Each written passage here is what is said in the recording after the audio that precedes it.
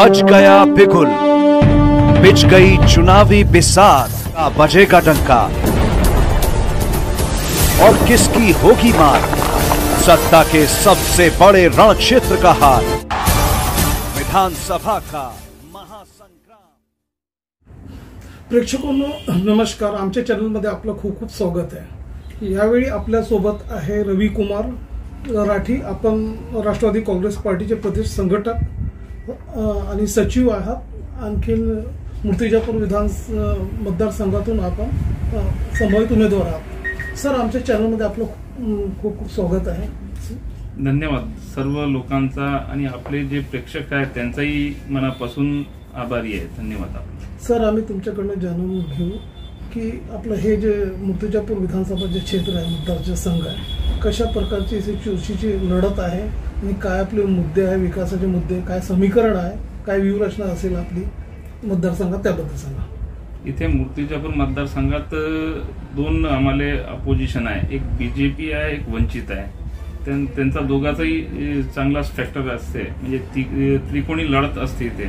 तर इथे थोडा जो जास्ती जोर लावेल त्याची सीट निघते, म्हणजे बराबरी लढत चालते आणि तो जो थोडासा जास्ती ताकद लावणार त्याची सीट निघणार आहे।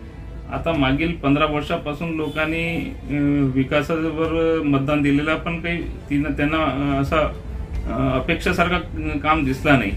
ते हिशोबाने लोक नाराज आहे इथे मतदारसंघातले, आणि ते अपेक्षांनी आता महाविकास आघाडीकडे, पवार साहेबांकडे आता राष्ट्रवादी हे मूर्तिजापूर मतदारसंघ राष्ट्रवादीत सुटणार असं आम्हाला वरतून माहिती मिळालेली आहे। आमचे नेत्यांनी सांगितलं की हा मूर्तिजापूर मतदारसंघ अकोले जिल्ह्यातला राष्ट्रवादीला सुटणार आहे, आदरणीय शरद पवार गटले। तर ते हिशोबाने आम्ही तयारी करत आहे। मागील मी 8 वर्षापासून तयारी करत आहे। मागच्या विधानसभामध्ये मला 42,000 मतदान भेटलं आहे, आणि तेव्हापासूनही मी काही घरी बसलो नाही। माझ्या मतदारसंघातील लोकांना प्रत्येकाला मी म्हणजे भेटीगाठी चालू आहे, त्यांचे जे काही समस्या ते सॉल्व्ह करायचं काम चालू आहे।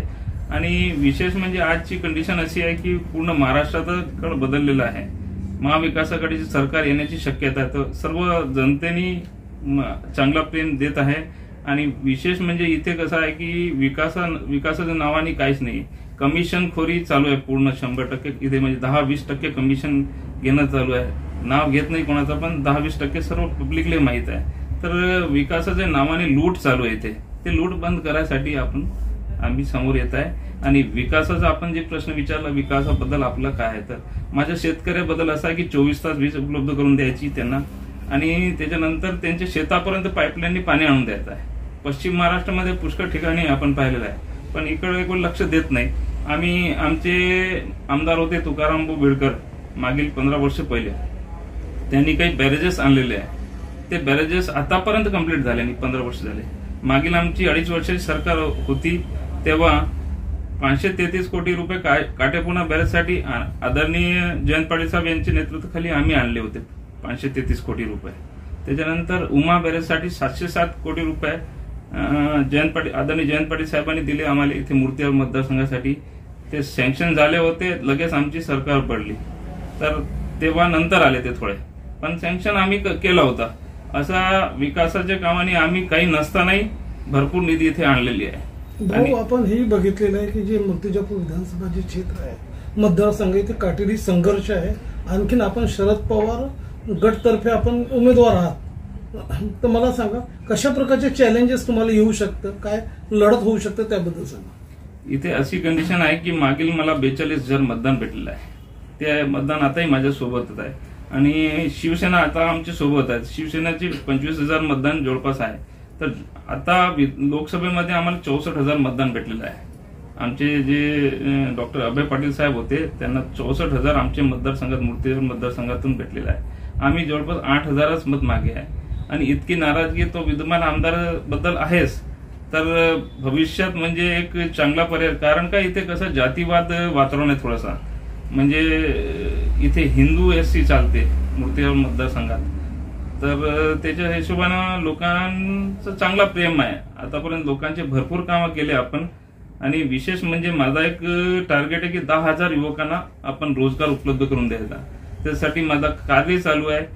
जवळपास 1000 युवकांना आपण रोजगार लावलेलाही आहे, आणि भविष्यात समजा काही चांगला पद आला तर 100% आपले जे बेरोजगार युवक आहे मूर्तिजापूर मतदारसंघाचे त्यांच्यासाठी माझा विजन तयार आहे. त्यांना सांगत आहे की तुम्हाला कशा प्रकारे मी तुम्हाला रोजगार उपलब्ध करून देणार. तर हो, हे आपण एकंदर चित्र बघताय की जे मुख्यमंत्री लाडकी बहीण योजना जे आहे जनतेतर्फे भरघोस प्रतिसाद तर मिळत आहे, परंतु विरोधक टीका टिप्पणी पण करत आहे की ही नौटंकी आहे, लॉलीपॉप आहे, या प्रकारे असे विरोधक पण टिप्पणी करत आहे. त्यावर आपण काय बोलणार? नाही, हे काय आहे, सर्व पब्लिक लोकांना समजते की इलेक्शनच्या तोंडावर हे लाडकी बहीण योजना आणली म्हणजे त्यांचा मनशा काय, लोकांना रिश्वत देणं हे फक्त त्यांचा मनशा आहे. बाकी त्यांना काही बहिणाबद्दल काहीच नाही आहे. अगर बहिणीबद्दल काही त्यांना अगर समजा आपुलकी होती तर सिलेंडरचे भाव वाढले नसते, पेट्रोल डिझेलचे भाव वाढले नसते. आणि जे महागाई आहे आज जे त्यांचे घर खर्च जे चालत आहे ते डबल झालेला आहे, दुप्पट झालेला आहे 5-7 वर्षात. तर ते कमी झाला असता. त्यांना काही बहिणाबद्दल काहीच नाहीये, फक्त तोंडावर इलेक्शन आहे त्याच्यामुळे देऊन राहिले, त्याच्यानंतर ते बंद करणार आहे. मला 100% शाश्वती आहे. बघतो की सुशिक्षित जे बेरोजगार आहे त्यांचे ग्राफ वाढत आहे, रोजगार नाही आहे, आणखीन महिलांची परिस्थिती पुष्कळ दुरावलेली आहे. म्हटलं शेतकऱ्यांची स्थिती खालवलेली आहे. त्यावर आपण उपाय म्हणून आपलं काय पुढचे नियोजन राहणार? माझे युवकांना म्हणजे मी आता इथून सांगू इच्छिता की इथे MIDC मध्ये जवळपास 300 एकर जागा आहे. तिथे मोठा उद्योग आणून 1000-2000 पोरांना आपण कसा लावता येईल त्याच्यावर भर देणार. आणि इतर गोष्टीत मी माझा एक रवी राठी जनसेवा फाउंडेशन म्हणून युवकांसाठी तयार केलेला आहे. त्याच्यात युवकांबद्दलच काम होणार आहे. त्याच्यात प्रत्येक प्लॅटफॉर्म उपलब्ध करून त्यांना कसा रोजगार उपलब्ध करून देता येईल त्याच्यावर हा फाउंडेशन काम करत आहे. पहिले 1000 पोरांना आपण लावलेला आहे रोजगारली नोकरीवर, आणि भविष्यातही आपल्याला टार्गेट आहे की आमचा फाउंडेशन टार्गेट आहे की 10,000 युवकांना नोकरीवर किंवा रोजगार उपलब्ध करून द्यायचा. आणि त्याच्यावर हा फाउंडेशन काम करत आहे. प्रत्येक प्लॅटफॉर्मवर युवकांना कसा बेनिफिट कसा देता येईल त्याच्यावर काम करणार. तुम्ही शेतकरीबद्दल सांगितलं, शेतकऱ्यांबद्दल आमचा असा आहे भविष्यात माझा स्वतःचा प्लॅन की 24 तास वीज उपलब्ध करून द्यायची, त्याच्यानंतर पाईपलाईननी पाणी त्याचे शेतापर्यंत आणून द्यायचा, आणि सर्व जे शेत रस्ते आहे ते कम्प्लीट करायचे. आतापर्यंत त्याच्यावर कोणी लक्ष देत नाहीये. तर हे भविष्यात माझा प्रामुख्याने काम राहील. हो, आपले सतत जनसंपर्क कार्य सुरू आहे, म्हटलं भेटीगाठी सुरू आहे, मेळावे सुरू आहे. तर मला सांगा, आणखीन आपला दांडगा अनुभव आहे, आपला पूर्ण राजकीय अनुभव आहे आपल्याला.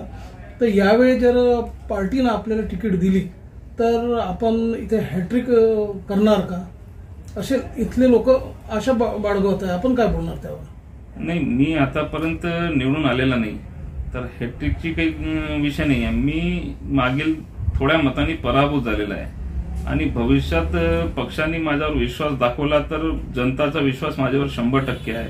आणि माझी मतदारसंघाची जनता मला भरपूर प्रेम देत आहे. त्यांची मनापासून इच्छा आहे की रवी राठीला तिकीट भेटली तर आम्ही 100% निवडून आणतो. मी आपल्या मतदारसंघात महाराष्ट्रात 1 नंबरवर आणण्यासाठी मी जे काही माझ्या इकडून होईल ते प्रयत्न करणार आहे.